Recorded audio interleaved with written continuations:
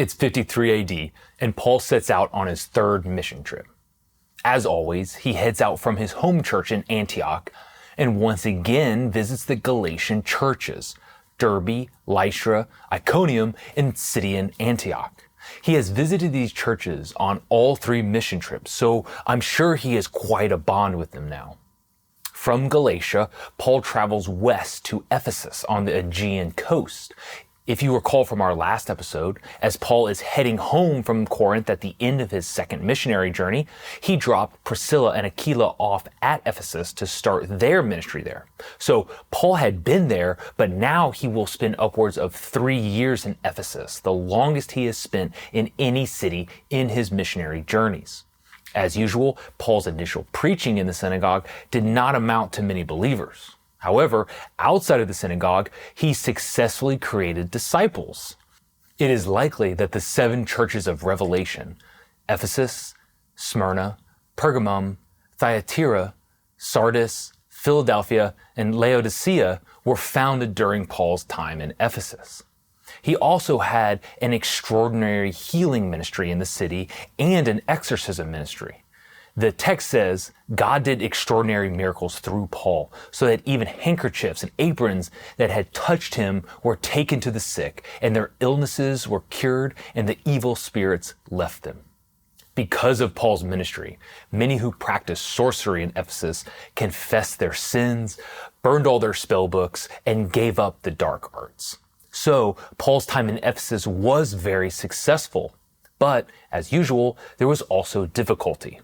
Early in his time at Ephesus, some believers from the Corinthian church came to Ephesus to visit Paul.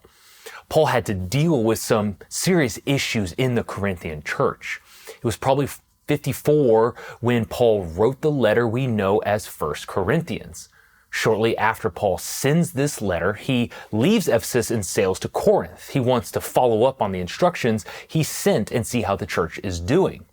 This trip is not recorded in Acts, but is extrapolated from Paul's letters. Apparently, Paul's visit goes terribly. They question his authority, and many seem to prefer other preachers. So he sails straight back to Ephesus. 2 or 3 years later, Paul wrote 2 Corinthians, following up again with the church, and it is much darker and full of pain. Paul is not the same confident man who wrote 1 Corinthians at the outset of his time in Ephesus. His painful visit to Corinth changed him. Their challenge to his ministry had shaken the usually confident preacher. And at the end of Paul's time in Ephesus, controversy finally strikes.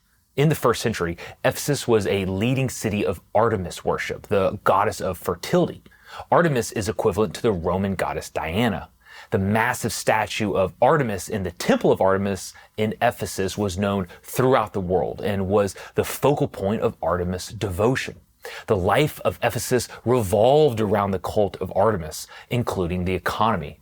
Local craftsmen made their living producing small idol statues of Artemis that religious tourists brought to take home for worship and devotion.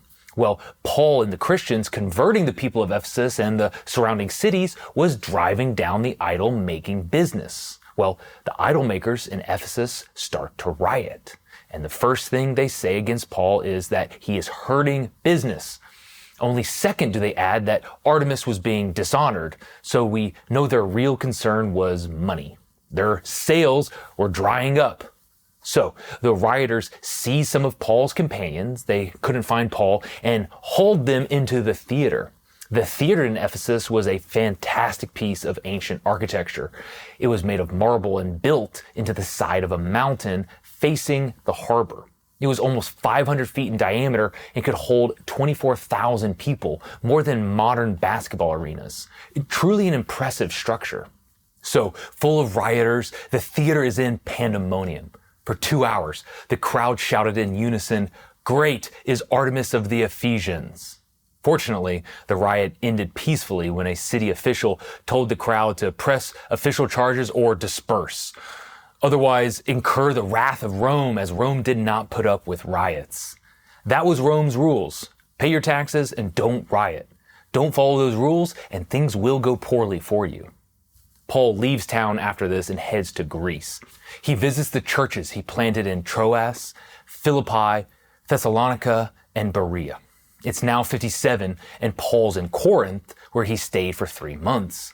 During those 3 months, Paul writes his masterpiece, his magnum opus, his letter to the Romans. You see, Paul has plans to take the gospel all the way to Spain.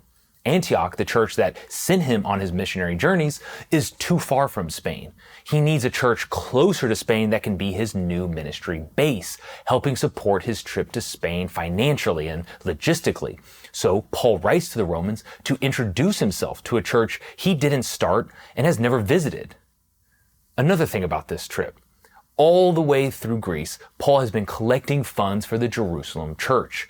If you recall, Paul had brought funds to the Jerusalem church before, back in 46. The Christians in Jerusalem had faced many hardships over the 2 decades since Christ's resurrection, and Paul is collecting for them again. Paul was planning to sail straight to Jerusalem from Corinth to deliver the funds, but he got wind that some Jews were plotting against him.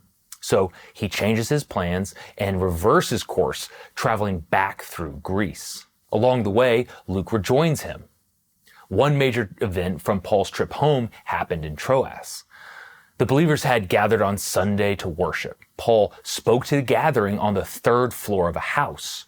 A young man named Eutychus was sitting in a window listening to Paul preach. As Paul continued late into the night, Eutychus sank into a deep sleep and fell out the window. Everyone rushes downstairs and finds him lying dead on the ground. However, Paul threw his arms around him and raised him back to life.